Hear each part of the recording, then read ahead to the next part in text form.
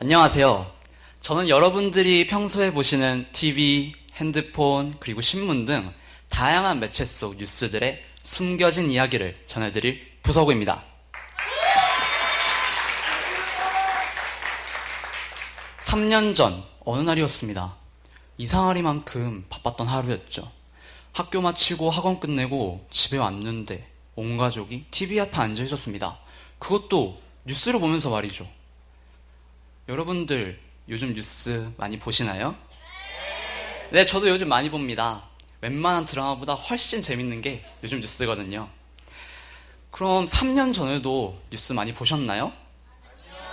적어도 전 잘 안 봤던 것 같습니다. 저랑 상관없는 이야기들로만 느꼈으니까요.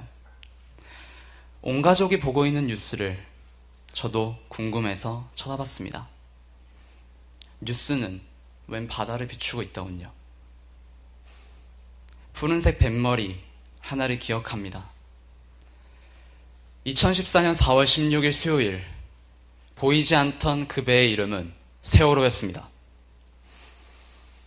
사고가 났고 사람이 다쳤고 사람이 죽었다. 이런 이야기는 우리가 뉴스에서 흔히들 듣는 이야기인 것 같습니다. 3년 전 제 또래의 학생들이 다쳤고 죽었습니다.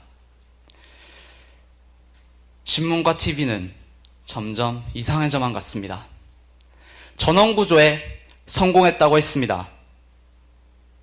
세월호의 침몰 원인이 채 밝혀지기도 전에 세월호를 소유하고 있는 회사인 청해진해운이 계속 뉴스에 나왔고, 드라마틱하게만 그려지는 유병헌 회장의 도주 이야기를 들으며 저는 언론사 기자님들에게 질문하고 싶었습니다. 그걸 왜 보도하고 계시냐고요. 이후로도 마찬가지였습니다. 1년이 지나고 2015년 국정교과서 문제가 불거졌을 때 교과서가 자편향되었다는 일방적인 주장에 근거를 보도하지 않고 단순히 해야만 한다고 보도하는 뉴스를 보며, 그리고 또 1년이 지나 사람들이 거리에 나온 이유를 비추지 않고 그 사람들이 저지른 폭력성에만 고집하는 언론을 보며 너무나도 답답했습니다. 그렇게 저는 너무나도 당연하다고 생각해서 보지 않으려 했던 뉴스를 찾아보기 시작했습니다. 기자들이 만드는 뉴스들인데 뭘 그렇게까지 믿지 않느냐고 질문하실 수 있습니다. 그거 너만의 문제 아니야? 야, 네가 생각하는 것만 진실이야? 그렇지만 생각해보면 우리가 우리 일상 바깥의 이야기를 들을 수 있는 곳은 뉴스가 유일하더군요. 여기 저희 연설대전 대표이신 윤범기 기자님도 계신데요. 기자님 어디 계시죠? 네, 기자님께 질문 하나 드리도록 하겠습니다. 기자님께서는 왜 어떻게 침몰했는지도 모르는 세월호가 중요하셨나요? 아니면 유병헌 회장의 도주 경로가 중요하셨나요? 여러분께 묻도록 하겠습니다. 여러분은 어떤 기사를 일면에 원하셨나요?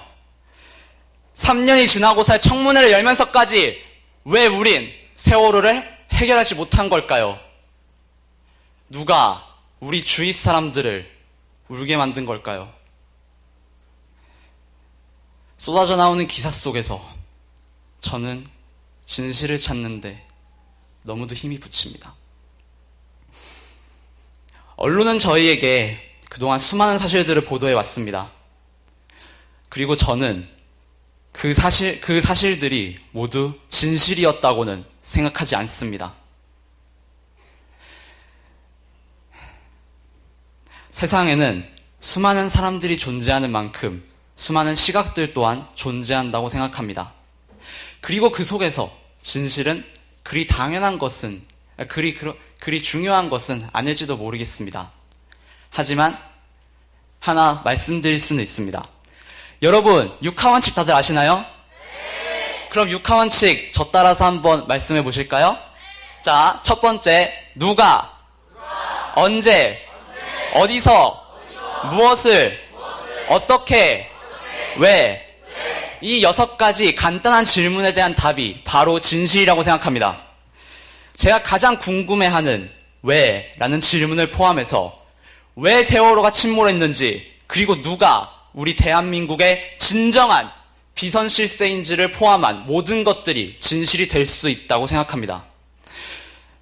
하지만 안타깝게도 제게 있어 지난 몇 년은 사실이 아닌 진실이 존재할 수는 없지만 진실이 아닌 사실 또한 존재한다는 것을 뼈저리게 알려준 몇 년이었습니다. 세월호에 타지 않았던 우리가 더 나은 사회를 위해 노력해야 할 이유 또한 언론에서 시작된다고 생각합니다.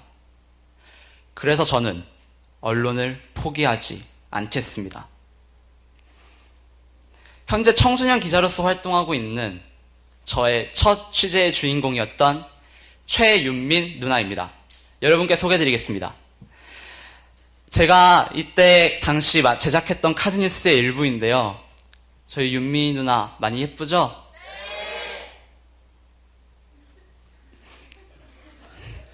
세월호에 타고 있었던 다시는 보지 못할 윤미 누나의 진실을 밝혀내겠다고 약속했습니다. 윤미 누나와 여러분 앞에서 약속하겠습니다. 더 이상 특정 정치인을 위한 정보와 그리고 틀에 갇힌 정보를 전달하지 않겠습니다. 진실을 고민하겠습니다. 사람들이 무엇을 듣고 싶어 하는지 생각하겠습니다. 넘치는 정보의 바닷속에서 사건의 가장 정확한 해석을 제공해야 하는 것이 이 시대 언론의 의무이고, 이러한 의무는 더 이상 편중된 시각과 편견 아래에서 행해질 수 없음을 명심하겠습니다. 그러니 여러분, 약속해주세요.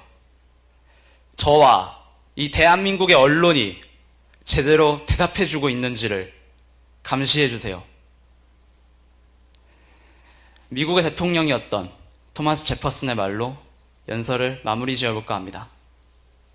결국 통치자의 유일한 감시자는 국민이다.